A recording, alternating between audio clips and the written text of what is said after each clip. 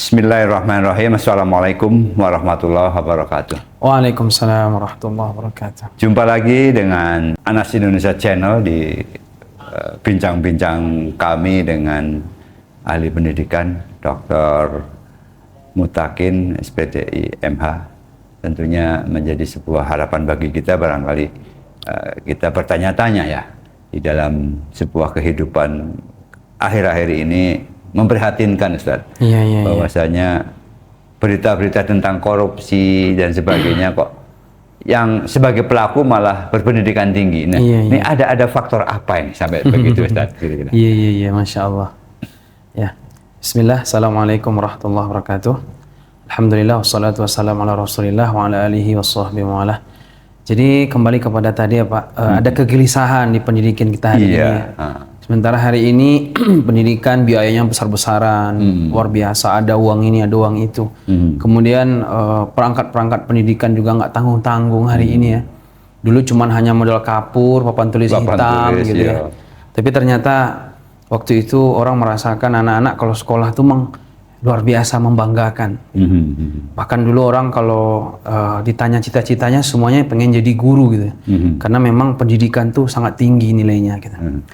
Jadi kalau misalnya kita ditanya hari ini koruptor segala macam gitu ya, saya pernah baca kalau tidak salah itu 84% ya itu perguruan tinggi, bahkan kalau tidak salah S2 lagi malah. Mungkin nanti sekarang di cross check lagi, intinya yang udah kuliah-kuliah. Jadi itulah yang mungkin bisa kita katakan pintar tapi jahat gitu. Pintar tapi jahat di garis bawah ya. Iya, pintar tapi jahat. Jadi ternyata memang dalam Islam itu yang paling penting sekali itu adalah jadi orang baik. Jahat kan lawannya baik. Kalau kita ditanya misalnya apa yang membedakan manusia dengan hewan, mungkin kita akan mengatakan akal gitu. Dan akal itu ternyata bisa bikin dua, bisa bikin pintar, bisa bikin baik. Namun orang dikatakan tidak manusiawi atau tidak punya pri kemanusiaan bukan karena bodoh, tapi karena jahat. Bukan karena bodoh, tapi karena jahat. Ternyata pintar itu tidak wajib. Dan memang tidak semua orang bisa pintar. Tapi kalau baik itu wajib dan semua orang bisa baik gitu. Kan ada juga orang kan nggak pintar-pintar amat tapi orangnya kan baik. Makanya Rasulullah itu mengajarkan kita kan dalam hadis itu khairun nas anfa'uhum linnas, sebaik-baik orang adalah orang yang paling banyak ngasih manfaat bagi orang lain. Khairun nas, sebaik-baik orang. Atau kalau di hadis lain khairukum li ahli wa ana khairun li ahli, sebaik-baik kalian adalah orang yang paling baik kepada keluarganya. Jadi motivasi Nabi itu selalu baik. Bukan pintar, bukan berarti pintar nggak penting. Pintar penting. Tapi selalu motivasinya jadi orang baik. Kalau di Quran, kuntum khairu ummah, kalianlah sebaik-baik umat. Jadi memang target pendidikan kita itu harusnya nomor satu itu mencetak orang-orang baik dulu. Setelah itu baru pintar gitu. Meskipun pintar pun, apalagi hari ini, itu sangat mudah dipacu. Sudah ada YouTube, sudah ada Google, ya kan? Gitu. Bahkan ada sebagian orang mengatakan mungkin nggak perlu sekolah lagi lah. Sebenarnya bukan berarti nggak perlu sekolah penting ya. Penting ya. Apalagi kalau misalnya guru hanya mengajar tidak mendidik, kita nggak butuh guru karena YouTube, Google sudah ada. Jadi intinya kenapa hari ini itu kok bisa seperti itu, koruptornya parah sementara yang melakukan adalah orang-orang pintar. Ya karena kita selama ini konsepnya salah. Kita itu selalu mendidik anak itu pokoknya pintar. Tapi lupa jadi orang baik gitu. Harusnya baik dulu baru pintar. Gitu Pak, kurang lebih. Untuk menuju ke sana bahwa tadi mainstream para orang tua itu pintar. Nah, untuk mengubah mainstream itu gimana? Ada kiat-kiatnya kayak gitu? Sebenarnya sih kalau ditanya kita kembali kepada tujuan pendidikan di Indonesia. Di pasal 31 ayat 3 itu kan di situ disebutkan pemerintah mengusahakan dan menyelenggarakan satu sistem pendidikan nasional yang meningkatkan keimanan dan ketakwaan serta akhlak mulia dalam rangka untuk mencerdaskan kehidupan bangsa dan seterusnya. Jadi tujuan pendidikan 3, iman, takwa, akhlak. Dan kalau ditanya gimana tipsnya, gimana caranya, sebenarnya semuanya harus kerjasama. Tidak cukup hanya diberikan kepada sekolah. Karena memang dalam perkataan ulama itu kan Syekh Az-Zarnuji kalau tidak salah dalam kitab Ta'lim Muta'alim, labudda fi ta'allum wa tafaqquh ila jiddi salasah. Dalam pendidikan itu harus ada 3 komponen. Yang pertama al-muta'allim, yaitu murid, yang kedua wal ustaz, guru, yang ketiga al-ab in kana ahya, orang tua. Orang tua.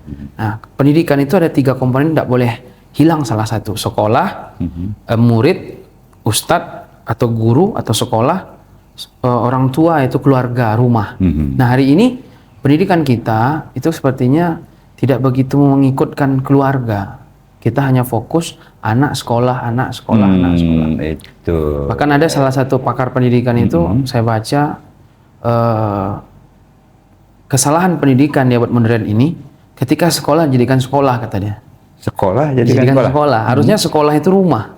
Harusnya tempat terbaik mendidik itu di rumah gitu. Di rumah gitu. Dan pendidikan pertama dan utama itu ya rumah. Sekolah. Rumah Ya. Makanya kan Allah mengatakan dalam surat At-Tahrim itu, surat 66 ayat 6 itu, ya ayyuhalladzina amanu qu anfusakum wa ahlikum nar, wahai orang beriman, jaga dirimu dan keluargamu dari api neraka. Dirimu dan keluargamu. Tidak ada dirimu dan sekolah jagalah anakmu dengan sekolah, nggak ada, tapi dirimu dan keluargamu dari api neraka. Jadi ayat ini tujuannya tuh ke rumah. Hari ini malah pendidikan itu dilarikan ke Sekolah ya, tanggung jawab sekolah itu membantu. Sekolah itu membantu. Sebenarnya pendidikan ini kalau orang tuanya hebat, nggak usah sekolah sebenarnya. Iya. Cukup ngikuti ayah kemanapun. Itulah orang tua ideal. Karena orang tua kan ada 3 ya. Orang tua ideal, orang tua lumayan, orang tua merusak. Gitu. Kalau orang tua ideal itu dia didik sendiri. Didik sendiri, jadi sendiri. Jadi kemana ayah pergi, anak ikut. Kalau yang saya laki-laki. Tapi kalau orang tua lumayan tuh, berapa dia mampu mendidik anaknya, berapa kemampuan dia, entah itu keterbatasan ilmu atau keterbatasan waktu, sisanya baru kasih ke sekolah. Kalau sekarang kan enggak, belum apa-apa sekolah. Bahkan sekolah hari ini kan makin ke bawah ya. SD, apalagi tuh TK, playgroup, PAUD, playgroup. Jadi betapa orang tua tidak punya kemampuan mendidik anak. Minta-minta anak, tapi ketika dikasih anak nggak dididik, cuma dikasih makan. Kalau dikasih makan nggak usah jadi manusia, ayam pun bisa ngasih makan. Iya, betul. Jadi yang membedakan kita sama hewan itu pendidikan. Nah, satu lagi definisi pendidikan itu juga kita kayaknya agak keliru ya kalau menurut saya. Selama ini pendidikan itu sekolah. Plus sebenarnya pendidikan itu tidak hanya sekolah, dan sekolah tidak bisa mewakili pendidikan. Pendidikan itu kan sebenarnya kan kemampuan ya, kualitas. Tapi hari ini orang menganggap pendidikan itu adalah sekolah. Jadi kalau orang dia sudah sekolah, seolah-olah dia tuh selesai semua. Jadi inti dia nggak belajar di rumah, dia nggak belajar di luar sekolah. Kan banyak kayak gitu. Efek negatif sekolah kan. Karena pendidikan itu mencakup 3 hal. Pendidikan formal itu sekolah, non formal seperti kajian, seminar, workshop. Atau informal seperti di rumah. Misalnya hari ini kan gitu ya, orang tua ketika ngasihati anak itu sebenarnya pendidikan, tapi itu nggak dianggap pendidikan, karena pendidikan itu cuman sekolah, nanti tamat ada ijazah gitu. Ya kan gitu kan jadinya. Jadi kan banyak tuh kalau ada orang mendaftar ya Pak, daftar kerja kan ada diminta CV ya, kurikulum vitae. Kalimatnya kan kurikulum pendidikan, sebenarnya nggak tepat. Yang tepat tuh kurikulum sekolah. Riwayat sekolah. Orang kan bilang riwayat pendidikan. Yang lebih tepatnya riwayat sekolah. Jadi bisa jadi orang sekolahnya tinggi, bisa jadi pendidikannya rendah. Ada juga orang terjadi ya? Iya, terjadi. Iya, bisa terjadi. Gitu, betul, ya. Bisa jadi orang pendidikannya tinggi, sekolahnya rendah. Bahkan nggak ada sekolah. Rasulullah nggak ada sekolah. Oh iya. Sahabat nggak ada sekolah kan. Apalagi hari ini fenomena orang mengejar legalitas. Akhirnya kualitasnya kan turun. Jadi begitu banyak lah apanya gitu. Nah, faktor krusial ya, krusial bagi masyarakat khususnya yang sudah separah ini gitu. Harus bagaimana menyikapinya sebagai umat? Iya, jadi memang kalau disebut hanya waktu yang sedikit ini nggak cukup gitu. Jadi memang pendidikan kita itu pertama kita perbaiki rumahnya dulu lah. Orang tua atau orang yang mau menikah itu harus belajar pendidikan anak. Jadi kan Imam Bukhari mengatakan al-ilmu qablal qaul wal amal. Ilmui dulu, baru berbicara, baru praktek. Gitu. Jadi biar nggak malpraktek. Gitu. Ketika punya anak bingung. Jadi orang tua dulu harus paham bahwa mendidik anak itu kewajiban dia, bukan kewajiban guru. Guru itu membantu. Dan guru juga punya anak kan. Orang tua dulu harus punya ilmu tentang rumah tangga, tentang mendidik anak. Kemudian setelah orang tua sadar bahwa kewajiban mendidik anak adalah orang tua, dan baik itu dengan belajar parenting lah kalau hari ini segala macam, baru di gurunya juga. Orang tua dan guru harus kerjasama. Ketika ada misalnya tugas-tugas di sekolah, untuk prakteknya di rumah. Makanya kami ada tuh bikin sekolah di Payakumbuh namanya SD Adab. Kita banyak sekali itu tugas itu yang melibatkan orang tua. Biar orang tuanya tahu anaknya itu sejauh mana gitu. Terus orang tuanya harus jadi teladan bagi anaknya gitu. Jadi yang pertama itu orang tua harus punya ilmu. Yang kedua, orang tua itu harus teladan bagi anaknya. Yang namanya teladan kan dari atas ya. Kalau anaknya anaknya pengen sholat, ya dia sholat dulu gitu. Sementara dia kan nggak sholat, banyak kayak gitu. Jadi anaknya kan, apa nih orang tua kayak gini? Melanggar peraturan. Makanya anak-anak sekarang kan pengen cepat gede, biar gedenya bisa melanggar peraturan. Ya nanti kalau abang udah gede bisa kayak gini, bisa kan? Pengen cepat gede biar melanggar peraturan kayak ayahnya. Kemudian dari sisi orang tua paling enggak dua itulah. Satu, kesadaran, habis itu dia belajar, yang kedua jadi teladan. Habis itu selanjutnya dari pihak sekolah. Sekolah juga mendidik anak itu yang nomor satu jangan pintar dulu dikejar, tapi baiknya dulu. Jadi anak baik gitu. Jadi makanya kan tujuan pendidikan Indonesia pasal 31 ayat 3 itu kan iman, takwa, akhlak. Imannya, takwanya, akhlaknya. Jadi makin tinggi sekolahnya makin bagus akhlaknya. Selain korupsi ya, koruptor ya. Sekarang itu kan banyak fenomena tentang pembulian gitu. Kenapa bisa terjadi hal demikian? Pembulian ya? Bully. Ya sebenarnya pembulian ini banyak faktor juga sih. Di samping memang pengawasan sekolah yang lemah gitu. Karena memang kalau saya pribadi, pendidikan itu sebenarnya, pendidikan yang terbaik itu muridnya itu nggak banyak-banyak sebenarnya. Jadi kalau istilah kami dulu tuh ada bukan kayak apa ya, sistem pabrik produksi sebanyak-banyak mungkin. Kadang kan ada pendidikan atau sekolah ini kan ngejar murid ya, ngejar murid. Sementara pendidikan itu sama kayak ini, internet ini, hotspot, wifi ini loh. Jadi kalau makin banyak pemakaian, lelet. Oh itu ya, bisa. Benar. Lelet. Jadi kalau pendidikan yang bagus itu, ya nggak usah banyak-banyak. Kalau ingin anak tuh hebat ya, disesuaikan berapa jumlah gurunya, berapa muridnya, kemudian gurunya betul-betul SDM terbaik. Karena guru itu kan, yang bagus itu kan guru yang ilmunya dalam, umurnya paling tua. Itu paling bagus untuk mendidik anak-anak. Jadi dari sisi sekolah mungkin ada kelalaian. Kemudian ditambah lagi memang ketika terjadi pembulian itu, harusnya ketika terjadi itu ditangani segera. Panggil orang tuanya. Ini anak ibu begini, anak bapak begini. Habis itu ditegur di situ. Kemudian juga anak yang dibully itu juga dia kasih semangat, dikasih pelajaran. Kalau kawan bully harus apa yang dilakukan? Ada sanksi gitu ya? Iya, sanksi bisa sanksi ke dia atau sanksi ke orang tuanya.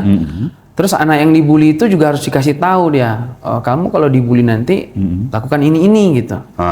Di antaranya ya kalau dia diganggu lawan, jangan malah mundur gitu, lawan aja. Jadi mohon maaf nih kalau saya pribadi misalnya diapakan sama dia, ya apakan balik aja biar anak itu nggak berani lagi.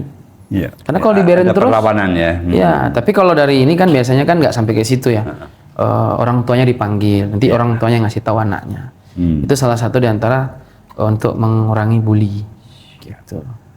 Sebagai penutup tadi, kesimpulan dari pembicaraan kita, pesan-pesan bagi orang tua, bagi murid, dan bagi mungkin pemerintah. Apa itu? Terakhir lah mungkin closing statement. Bahwa pendidikan yang terbaik itu melahirkan orang-orang baik. Jadi pertama yang kita target dalam anak kita sekolah adalah bagaimana jadi orang baik dulu. Nanti pinternya nyusul. Dan hari ini memintarkan itu sangat mudah karena YouTube, Google sudah ada. Dan orang tua belajarlah tentang pendidikan anak, tentang parenting dan segala macam. Dan kepada guru ikhlas dalam mengajar karena guru adalah pejuang bukan tukang ngajar. Jadi pejuang. Perlu digarisbawahi itu pejuang. Jadi saya biasanya menyebut 3. Pendidikan adalah perjuangan, bukan lahan bisnis. Guru adalah pendidik, bukan atau pejuang, bukan tukang ngajar. Murid adalah thalibul ilm, bukan pelanggan. gitu. Sehingga Allah berikan keberkahan. Dan guru juga ketika mendidik dan orang tua juga mendidik di rumah, jadilah teladan selalu bagi anak-anak. Karena ada penelitian, orang itu kalau dia teladan, maka 90% pendidikan selesai. Sisanya servis istimewa. Kalau teladan kan dari atas ya. Dan kepada pemerintah, jadikanlah guru itu betul-betul seorang guru yang mendidik. Jangan disibukkan dengan administrasi. Yang mereka terjebak dengan formalisme. Sehingga menaik-naikkan nilai biar dapat akreditasi sekian, mengejar kalau di kampus jadi guru besar, sementara kualitasnya menurun. Jadi kita sekarang itu legalitasnya naik, kualitasnya turun. Jadi yang kita inginkan adalah kualitasnya itu, hakikat dari pendidikan itu melahirkan anak-anak yang baik dan anak-anak yang pintar. Dan kalau pintar, sekali lagi saya nggak begitu sanksi hari ini karena ada YouTube, ada Google, ada AI juga. Gitu kan. Dan terbukti banyak hari ini orang-orang yang sekolahnya tidak tinggi-tinggi tapi hebat-hebat banyak juga. Jadi kita bedakan bahwa ada orang sekolahnya tinggi bisa jadi pendidikannya rendah, ada juga orang sekolahnya rendah tapi pendidikannya tinggi. Tapi ada juga orang pendidikannya tinggi, sekolahnya juga tinggi. Semoga anak-anak kita jadi anak-anak yang baik dan anak-anak yang pintar juga. Amin ya rabbal alamin. Ya, terima kasih atas uraian tentang masalah pendidikan, evaluasi pendidikan bagi masyarakat, bagi orang tua, dan bagi murid dan sekaligus. Mudah-mudahan menjadi manfaat bagi kita untuk evaluasi pendidikan kita. Terima kasih sekali lagi Ustaz. Sama-sama Pak. Assalamualaikum warahmatullahi wabarakatuh. Waalaikumsalam warahmatullahi wabarakatuh.